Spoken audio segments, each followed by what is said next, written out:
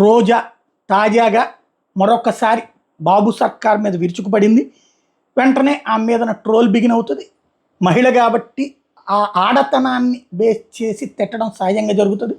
ఆవిడ మాట తీరు ఘాటుగా ఉంటుంది, బూతులు ఉండదు, కానీ కలుక్కుమనిపించేలా ఉంటుంది. దాంతో ఇప్పుడు మళ్ళీ స్టార్ట్ అవుతుంది. ఆమె మాట్లాడింది ఒకసారి చూద్దాం. పవన్ కళ్యాణ్, హోమ్ మినిస్టర్ అనిత గారు, లోకేష్ గారు చెప్పాలి దీనికి ఆన్సర్. 11 సీట్లు కడప ఎమ్మెల్యే అని కిండల్ చేసిన వీళ్ళకి జగనన్న జిల్లాల పర్యటన వస్తే ఎందుకు తడిసిపోతుంది, ఎందుకు ఆంక్షలు పెడుతున్నారు? ఇదే ఆంక్షలు మీకు పెట్టామా మేము అధికారంలో ఉన్నప్పుడు?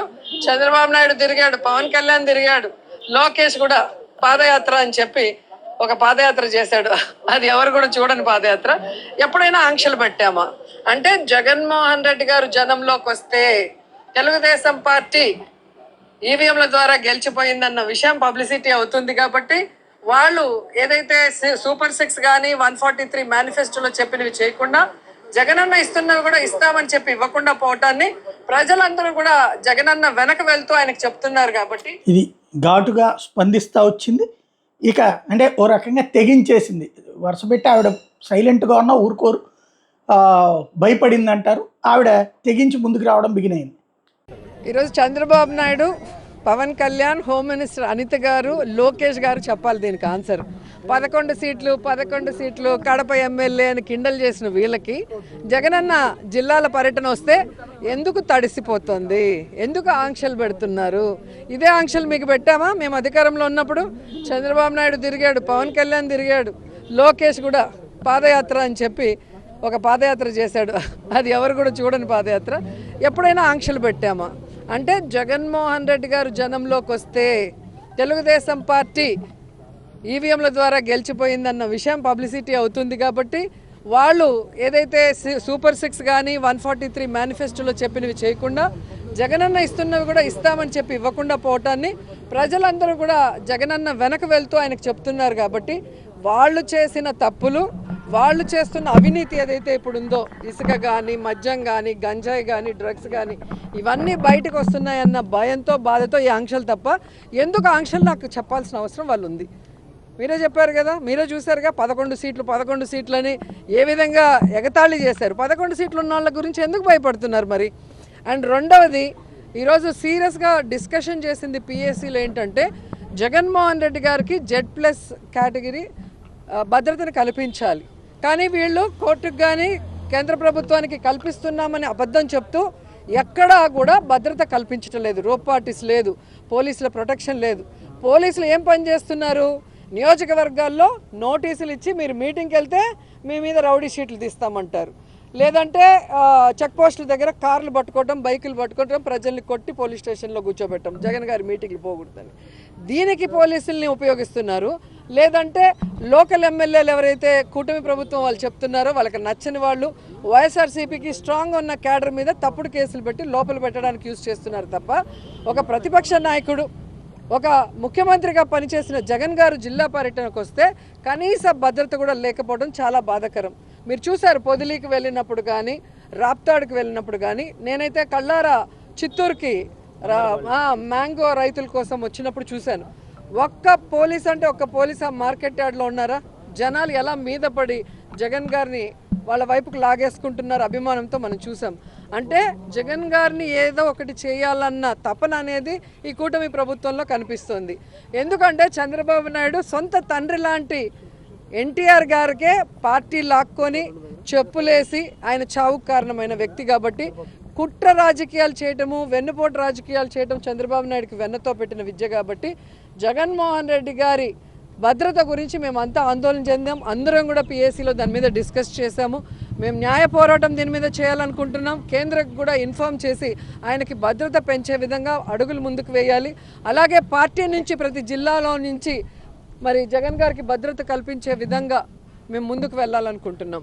రెండోది, జగన్మోహన్ రెడ్డి గారిని ఆయన పార్టీని భూస్థాపితం చేయాలన్న ఒక్క నీతిమాలిన ఆలోచనతో చంద్రబాబు నాయుడు కూటమి ప్రభుత్వం ఈరోజు ఏ విధంగా తప్పుడు కేసులు పెట్టి ఇంపార్టెంట్ లీడర్స్ని అందరినీ కూడా అరెస్ట్ చేస్తూ వెళ్తున్నారు.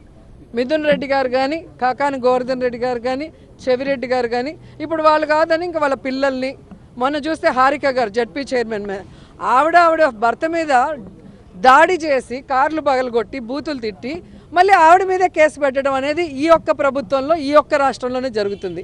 సో వాళ్ళకి మేము క్లియర్గా చెప్తున్నాం, మీరు తప్పుడు కేసులు పెడితే భయపడే వాళ్ళు ఇక్కడ ఎవ్వరు లేరు. దమ్మున్న నాయకుడు జగన్మోహన్ రెడ్డి గారి నాయకత్వంలో పనిచేస్తున్న నాయకులు మేము. మీరు జైల్లో పెడితే రేపొద్దున చక్రవడ్డీతో కూడా మీకు ఇచ్చేదానికి మేము రెడీగా ఉన్నాం. ఎందుకంటే ఈరోజు మీరు సూపర్ 6 ఇస్తామన్నారు, జగన్మోహన్ రెడ్డి గారు ఇచ్చిన ప్రతి ఒక్కటి కూడా ఇస్తామని చెప్పారు. ఇవి కాక మేనిఫెస్టోలో 143 ఐటమ్స్ పెట్టి ఒక్కటి కూడా చేయకుండా ఈరోజు ప్రజల్ని డైవర్ట్ చేసేదానికి ఈరోజు ఈ విధంగా తప్పుడు కేసులు పెడుతున్నారు అనేది ప్రజల్లోకి వెళ్తోంది. Manifesto recalling manifesto Chandrababu Naidu కార్యక్రమం ద్వారా వెళ్తోంది. ఎందుకంటే ఈరోజు లిక్కర్కి మిథున్ రెడ్డికి ఏం సంబంధం అండి? లిక్కర్కి చెవిరెడ్డి గారికి ఏం సంబంధం అండి? లిక్కర్కి ఇంకొకరికి ఏం సంబంధం అండి? ప్రభుత్వం అమ్మిన మందుకి ఎవరైనా కమిషన్లు ఇస్తారా? ప్రైవేట్ వాళ్ళు అమ్మిన మందుకి కమిషన్లు ఇస్తారా? ఈరోజు బెల్ట్ షాపులు రిమూవ్ చేశారు, ఎక్కడ పర్మిట్ రూములు ఇవ్వలేదు, ఎక్కడా కూడా ఒక్క డిస్టిలరీకి కూడా జగన్మోహన్ రెడ్డి గారు పర్మిషన్ ఇవ్వకపోతే ఎక్కడి నుంచి లిక్కర్ మాఫియా జరిగింది, ఎక్కడి నుంచి లిక్కర్ స్కామ్ జరిగిందో చెప్పాలి. ఈరోజు నేను ఒకటే సూటిగా అడుగుతున్నా, లిక్కర్లు ఏవైతే ఈరోజు ఉన్నాయో ఆ డిస్టిలరీలు అన్నిటికీ ఎవరు పర్మిషన్ ఇచ్చారో ఒకసారి మీరు వెరిఫై చేయండి. జీవోలు అన్నీ చంద్రబాబు నాయుడు గతంలో ఇచ్చినవే, ఒకటి కూడా జగన్ గారు ఇచ్చింది కాదు. ఆ డిస్టిలరీలో నుంచి ఈరోజు స్కామ్ జరిగింది అంటే, నాసి రకం మందు ఇచ్చినారంటే వాళ్ళ మీద ఎందుకు కేసులు పెట్టలేదు? ఆ డిస్టిలరీని ఎందుకు మూసేయలేదు? వాళ్ళ మీద ఎందుకు ఎంక్వైరీ చేయలేదని నేను అడుగుతున్నా. సిగ్గు లేకుండా చంద్రబాబు నాయుడు కూటమి ప్రభుత్వం మళ్ళీ అదే డిస్టిలరీలకి ఎందుకు వాళ్ళు ఆర్డర్లు ఇస్తున్నారు? నాసి రకం అని చెప్పిన బ్రాండ్లని ఎందుకు మళ్ళీ వాళ్ళ దగ్గర కొని అవే ఎందుకు ఈరోజు వైన్ షాపుల్లో అమ్ముతున్నారు, బెల్ట్ షాపుల్లో అమ్ముతున్నారు, పర్మిట్ రూములు ఇచ్చి అమ్ముతున్నారని నేను అడుగుతున్నాను. ప్రజల జీవితాలు నాశనం చేసే విధంగా మీరు మళ్ళీ 43,000కు పైగా బెల్ట్ షాపుల్ని ఓపెన్ చేయించారు. మళ్ళీ లిక్కర్ షాపులు, ప్రతి షాపు ముందు కూడా ఈరోజు అమ్మకాలు ఏ విధంగా కూర్చొని తాగి తందనాలు ఆడే విధంగా మీరు వీడియోలు మీ ఛానల్లోనే చూసుకుంటున్నారు.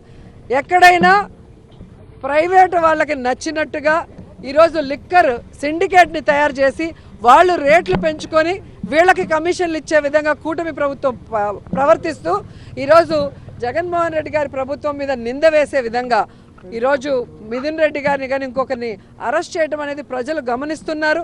సో ఈ విధంగా తప్పుడు కేసులు పెట్టిన చంద్రబాబు నాయుడు కూటమి ప్రభుత్వాన్ని కూకటి వేళ్లతో సహా పెకిలించి బయటపడేసేంత వరకు మేమందరం కూడా పోరాడతామని కూడా ఈ సందర్భంగా తెలియజేసుకుంటున్నాను. అండ్ ఈరోజు తెలుగుదేశం పార్టీకి చెప్తున్నాను, ప్రశాంతి గారికి ఏదో జరిగిపోయిందని అన్ని ఛానల్లో డిస్కషన్ పెట్టి ప్యానెల్ మీటింగ్లు పెట్టి మళ్ళీ ప్రసన్న కుమార్ రెడ్డి ఇంటికి పోయి ఆయన ఇల్లు డ్యామేజ్ చేసింది మీరు అందరూ చూశారు. పోలీస్ స్టేషన్లో వెంటనే కేసులు పెడతారు, కోర్టు కూడా ఏ విధంగా తప్పు పట్టిందో మనం చూసాం. కానీ నా విషయంలో అంత వల్గర్గా మాట్లాడుతుంటే అదే ప్రశాంతి పెంచి పోషిస్తున్న ఆర్పి, అదే వేమిరెడ్డి గారు పెంచి పోషిస్తున్న ఆర్పి అన్ని రకాలుగా మాట్లాడుతుంటే ఎందుకు పోలీసులు కేసు పెట్టట్లేదు? కోర్టులో ఎందుకు సుమోటోగా తీసుకొని అలాంటి వాళ్ళకి బుద్ధి చెప్పట్లేదని నేను అడుగుతున్నాను. ఈరోజు నా నియోజకవర్గంలో భానుప్రకాష్ అనేవాడు తండ్రి పేరు చెప్పుకొని రాజకీయాల్లోకి వచ్చాడు. మేము కష్టపడి పైకి వచ్చిన వాళ్ళు. అలాంటి వాడితో కూడా లోకేష్ గారు నన్ను ఈరోజు మాట్లాడిస్తున్నారు. మరి దీని గురించి ఎందుకు ఏ ఛానల్లో కూడా ప్యానల్ డిస్కషన్ చేయట్లేదు?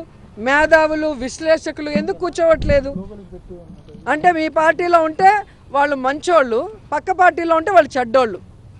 ఇదే ప్రశాంతి వైసీపీ నుంచే కదా వచ్చింది. మరి ఆవిడ కోసం అంత ఆరాటపడిన వాళ్ళు ఈరోజు హారిక గారికి ఒకటి జరిగినా నాకు ఒకటి జరిగినా ఎందుకు పట్టించుకోవట్లేదు? మేము మహిళలు కాదా? మాకు మనోభావాలు లేదా? మా ఫ్యామిలీలు బాధపడవా? కాబట్టి ఈరోజు అధికారం ఉంది కదా అని ఎగిరెగిరి పడితే రాబోయే కాలంలో జగనన్న ముఖ్యమంత్రి అయిన తర్వాత ఎగిరెగిరి పడిన వాళ్ళని ఎగరేసి తంతామని కూడా ఈ సందర్భంగా తెలియజేసుకుంటున్నాను.